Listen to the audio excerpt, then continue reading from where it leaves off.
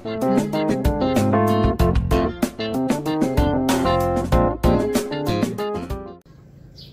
po, Mang Miox.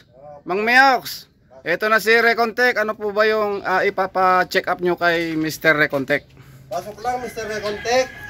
Pakitignan nga itong tuloy-tuloy na pagtulo ng tubig dito sa aking napakatibay na washing machine.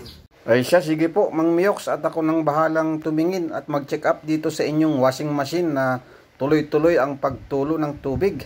At napakagandang brand pala ito. Sharp Gigawash na washing machine. Matibay po ito Siguro ay matagal na po itong washing machine ninyo. At ayan nga guys, subukan natin lagyan ng tubig para ma-check up natin kung tuloy-tuloy nga ba ang pag-agos ng tubig sa kanyang drain. Pero naka-off naman ang kanyang drain, as you can see sa kanyang setting. Ayan na. Binuhusan ko muna ng isang tabong tubig para makita natin. At tignan natin sa dulo kung lalabas nga. At ayun, confirm na tuloy-tuloy nga ang pag-agos ng tubig. Ay malamang at matakaw sa sabon ito. Lagay ng tubig at saka sabon. Ay siya, bubuksan na natin mga guys. At kung interesado kayo ay panoorin natin sama-sama kung paano i-repair.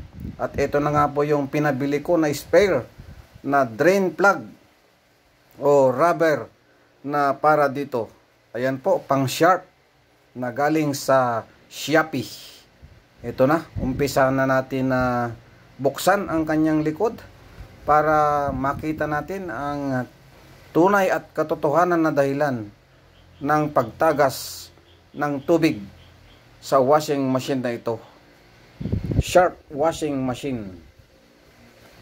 At sa pagpapatuloy, tinatawagan ko ng pansin ang mga newbie at mga daddy na gustong matuto na magpalit ng drain plug. Ay panoorin nyo po ito hanggang sa matapos para kayo man din mismo, lalong-lalo na sa mga nasa probinsya, ay kayang-kaya nyo pong palitan ang drain plug ng Sharp washing machine na ito, katulad ng brand na ito. Ayan, nandito na po tayo sa likod. Pagmasdan nyo po mga newbie at mga daddy na gustong matuto nito. Ito po yung drain plug ng luma. Atin pong titignan at check upin. As you can see ay akin na pong tinatanggal. At ito nakatago dito. Sa mga hindi pa nakakaalam na mga daddy, dito po nakatago yung rubber seal o drain plug ng washing machine na ito. Ayan. Meron po yung spring at saka rubber na nasa loob. Ayun, at sumiksik na nga po yung rubber. Malamang ay nakalikot na rin ito. Pero ang sira po talaga niyan ay yung pinakagilid o labi ng goma. Nagkaroon na po ng matigas na part o hindi na po nagsisil ng mabuti. Kaya po tuloy-tuloy ang pag-agos ng tubig.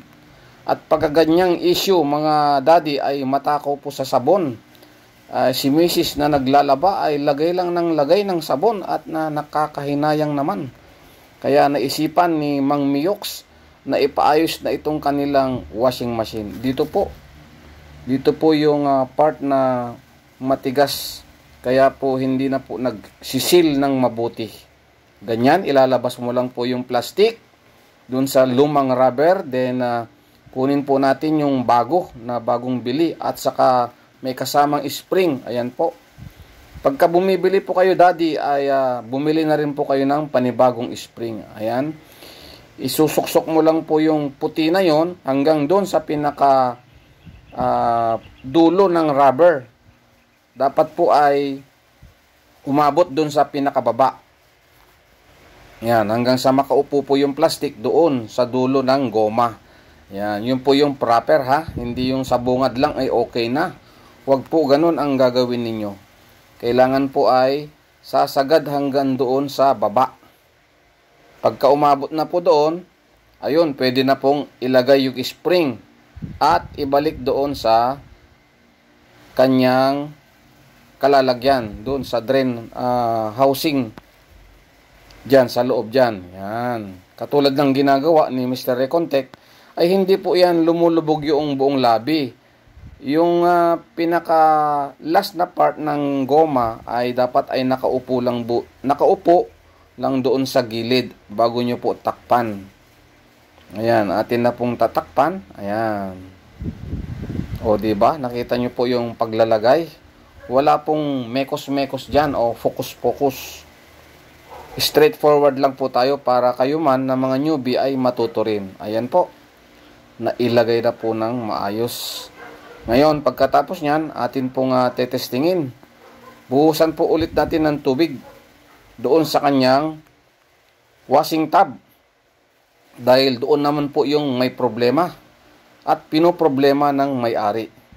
Ito po ay dinayo ko pa sa lalawigan ng Cagayan para gawin lamang po ito. Special request po ng ating subscriber. Napuntahan natin ang kanyang washing machine. Ayan. Kumuha na ako ng panibagong tabo. Lagyan natin. Ayan. Kung pwede ay dagdagan pa natin para mas mabigat po yung impact ng tubig. Ayan, 2. At hindi pa nakontento, 3 pa. Ayan po.